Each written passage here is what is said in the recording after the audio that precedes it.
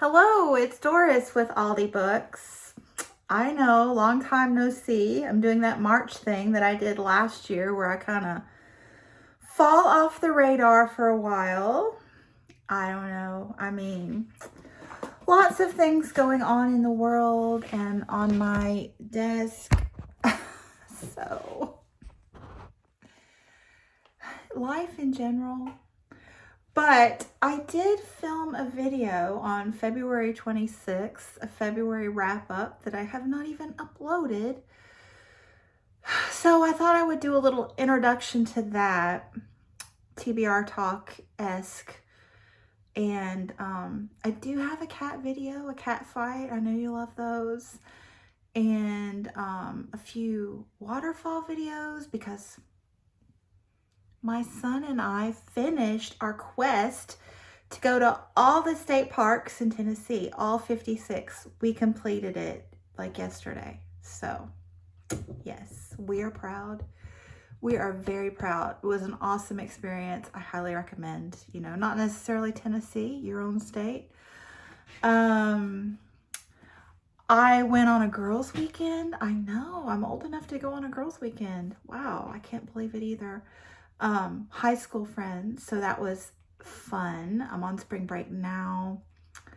Got another mountain trip coming up, all the mountain trips. So yeah, anyway, I am rambling. I am well. That's what I'm saying. I'm well. I'm doing fine. Just not feeling very chatty. But so the TBR, I'm in limbo with my journaling planning system, so you'll just have to take my word for it. I was at 195 books. I know I cheat, but anyway, if you're playing with yourself, it's okay, but you can sort of trust me. Yeah, I was at 195 with my physical TBR, and I read 11 books in February, which is great. 5 of them, well, 6 were for the Book 2 prize, but 5 of them were from the library. So that leaves 6 off my physical TBR. I also unhauled 4.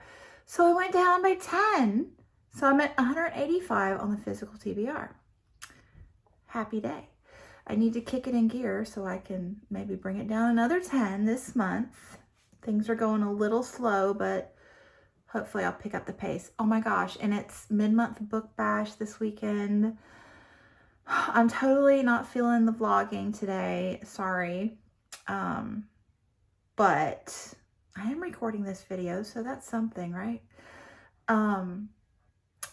Maybe tomorrow. Tomorrow, like, y'all, the weather, what in the world?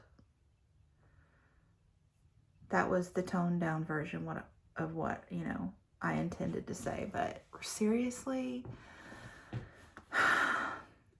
3 to 6 inches with 40-mile-an-hour wind gusts possible, whatever. It's 60 degrees out today. I'm so not impressed, winter, so not impressed, but you do your thing. I will cope. Going to the grocery today. Yes, I am Southern. So yeah, I think that's it of the rambling, maybe. So books, Book 2, not Book 2 prize. I already talked about that. Book Naturalist, the Book Naturalist book club. This month we have a couple from our shelves here. These were on my shelves prior to, so that's why we're reading them. Spineless, The Science of Jellyfish and the Art of Growing a Backbone by Julie Burwald. And Why Fish Don't Exist, A Story of Loss, Love, and the Hidden Order of Life by Lulu Miller, both female authors. And these are both nature writing memoir combos. So I usually like those. So we'll see. Looking forward to getting into these. In the wrap-up, the February wrap-up that I'm going to tack onto the end of this, I mentioned the February Book 2 prize book. So the readathons in March, I don't think I'm going to get to middle grade March, unfortunately, because I'm trying my best to read my shelves, and I don't think I have any middle grade on my shelves at the moment. I could surprise myself, but I don't think so. I do have a March of the Mammoth book that I started in January, so I'd like to march through this one. It's already the 10th or 11th, right? So that's 11th. I need to get busy, guys. I mean,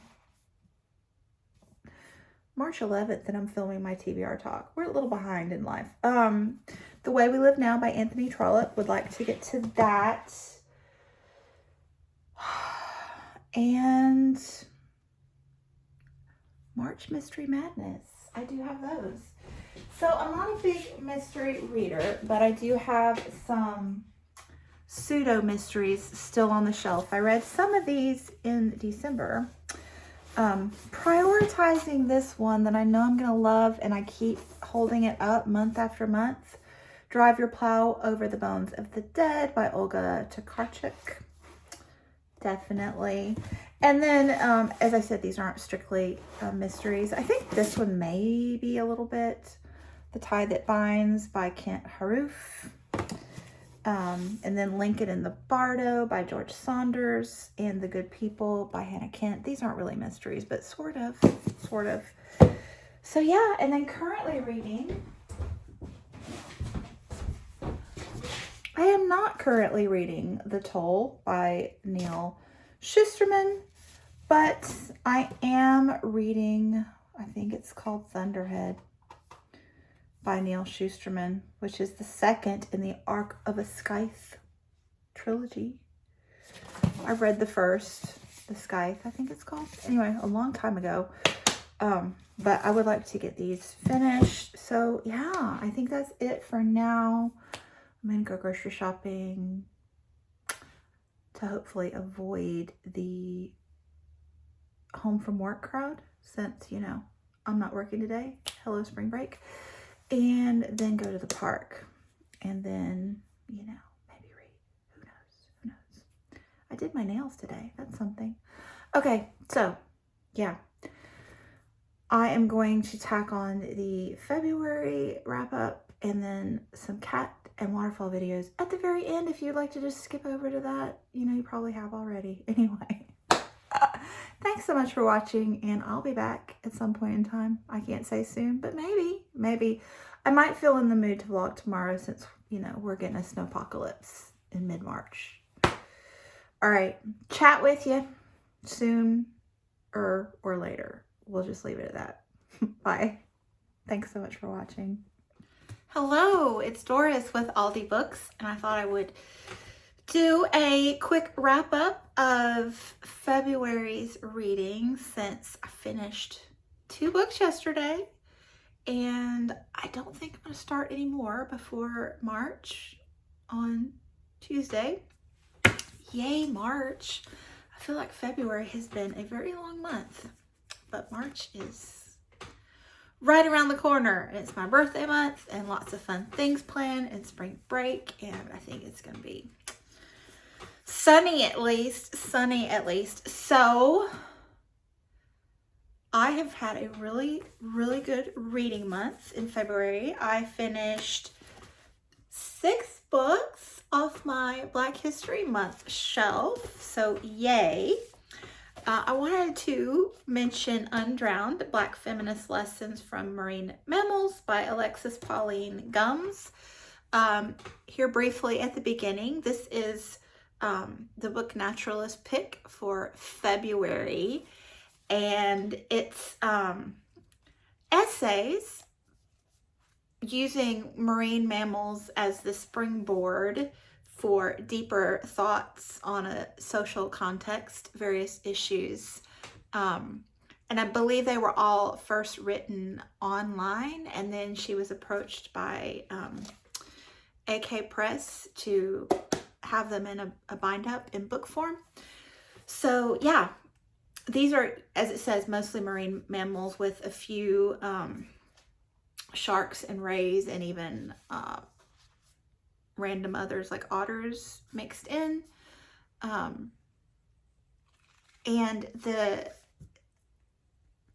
nature writing is fabulous. Like, the information about the animals is super interesting. She is really good at finding, you know, a little bit more obscure bits that you may not have heard of, to include. And the social context, the social platforms are really good as well. There's a lot of I love yous in here at the end of each essay and scattered throughout, and that is quite lovely. However, it is not my scene at all. So I had to kind of start skimming that part because, yeah, I'm a little not into, you know, that part. Yeah.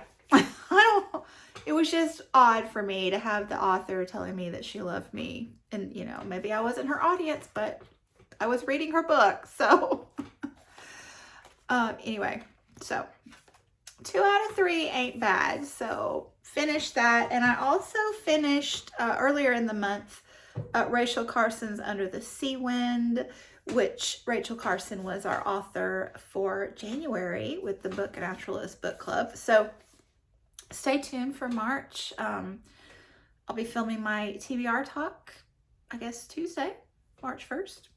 And we'll share our March read with you then. I also just finished yesterday The Dragons, the Giant, the Women by Wayetu Moore, and I loved this. I just really did. This book spoke to me on so many levels. And, you know, the timing of the reading it, this is Civil War and the, you know, being an immigrant because of the war, and just, you know, not fitting in your new country, not being welcomed, just all sorts of things. I'm an ESL teacher, and there's, you know, an ESL moment in this book. So basically it's divided into 3 sections. The first section is her as a 5-year-old child fleeing with her dad and sisters and grandmother, and a family friends, from this war-torn crisis, and, you know, trying to find safety. And that was just riveting. And you see it through this 5-year-old's eyes. And she, you know, a lot of times with a child narrator with nonfiction, it's not really believable. But Wayetu Moore mixes in kind of mythological or folk tales that she's been told as a child. And so the murkiness of what she would know and not know is masked by the way she tells this story through this mythological lens. As a child might, you know, get stories and reality mixed up. For me, that was just really effective. And then the middle part of the story is her life first in Texas as a child. Her mom is able to find them and bring them over safely. And she grows up in Texas from the age of, I guess, 6 to 17. And that's, you know, the like this part, like, I was just bated breath waiting to find out how this was going to go, because, you know, as a teacher, I just really hate it. Like, I'm not naive to think that teachers always do the right thing, because there are some that do not. But I hate to see teachers demonized too often in literature, because I don't see that a lot in my line of work, teachers, you know, are out there on the front lines providing safety nets for children. So this I thought was just beautiful. This is her talk about her first teacher in Texas. And she's, you know, an ESL student, meaning, you know, she doesn't speak English very well yet. She was a pale old woman with a long neck and gray hair that she tied into a bun behind her head. She showed no interest in my difference, but on the annual Teacher's Day, when our second grade class was allowed to bring gifts, when I nervously placed an apple on her desk since I could not afford to buy her anything else, and I sat back down, I noticed that she was still smiling at me in a way that only people who had told me they loved me had smiled at me before. So beautiful. And then the second half of the middle part is more her as an adult trying to, like, she's having relationship issues time and time again, and she's starting to see that maybe the trauma of her childhood and you know, what had gone on in Liberia maybe is affecting her deep down more than she ever realized. So this quote from her grandmother's perspective, or what her grandmother had taught her, I thought this was, like, there are so many nuggets of just beautiful, insightful writing in here that I just loved. The old Ma's did not tell us that you could not throw away love once it was finished, that it would remain on us like blackened scars underneath blouses and in those places only we could see, that we would reach a point where it, once solid, would melt in our hands and we would never fully wash off its residue, and that some love, the truest love, also the most dangerous, could disfigure our core. Like, oh, so deep. And then the last chapter is from her mother's perspective, and I just think she's a really gifted author because she's just able to write in the voice of her mother. And, you know, oh God, this woman, the things that she went through being in the United States, away from her family, her little girls and her husband, her parents, when they're caught up in the midst of this very violent, dangerous civil war. Like, I can't even imagine. And, you know, just in case you're not going to read this book, if you don't want to hear the last chapter of the book, you know, fast forward till I pick up the other one. But in this moment of time that we're in, this was just amazing piece of writing. There are many stories of war to tell. You will hear them all. But remember, among those who were lost, some made it through. Among the dragons, there will always be heroes. Even there, even then. And of those tales ending in defeat, tales of death and orphans wandering among the ruined, some ended the other way too. Oh my God. I just thought this book was really special. And I loved her fiction piece as well. Such a brilliant author. I will, you know, be looking for anything else that she writes. I hope she writes lots more.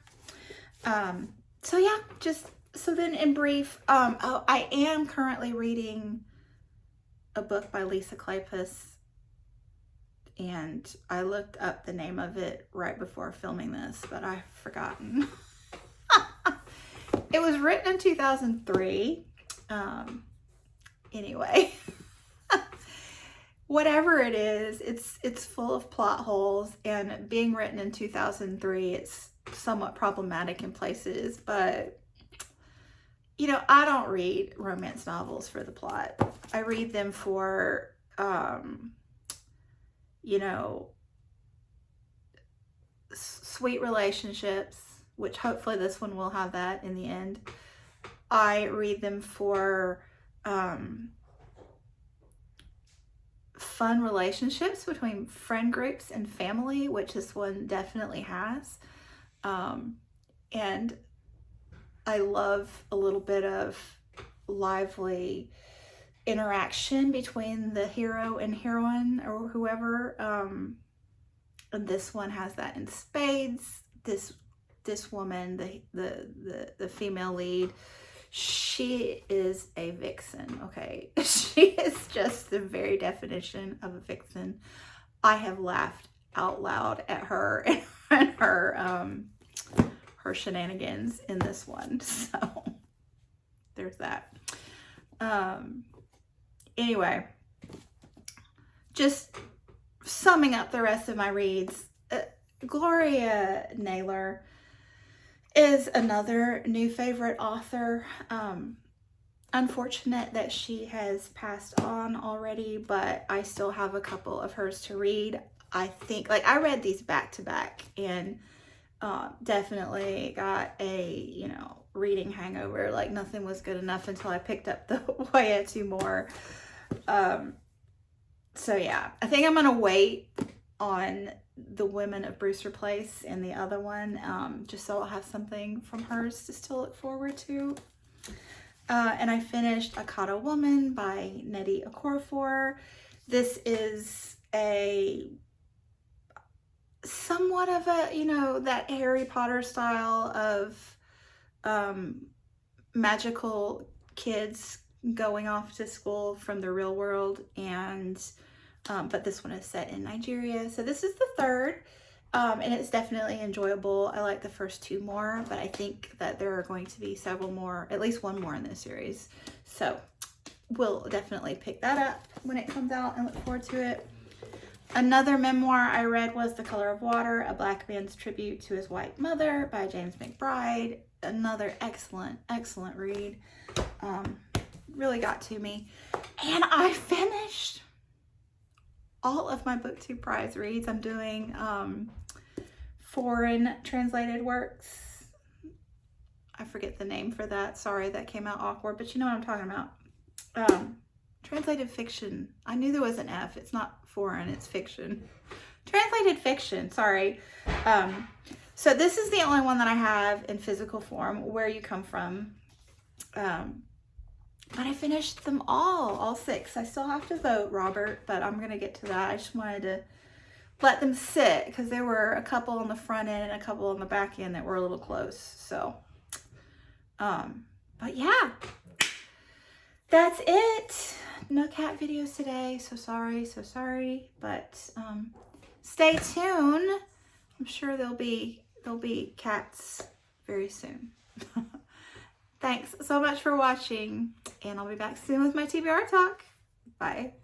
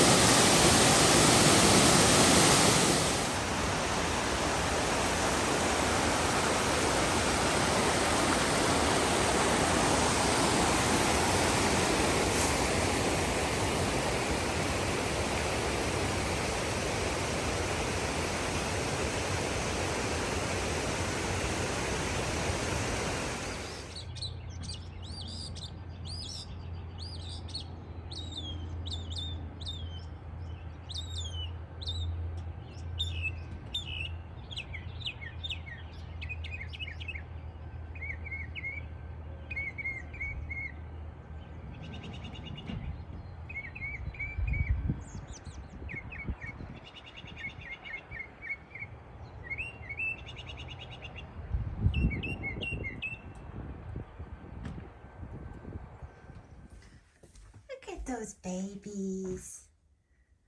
Y'all having naps? They sleeping there? We're having little naps. Yeah.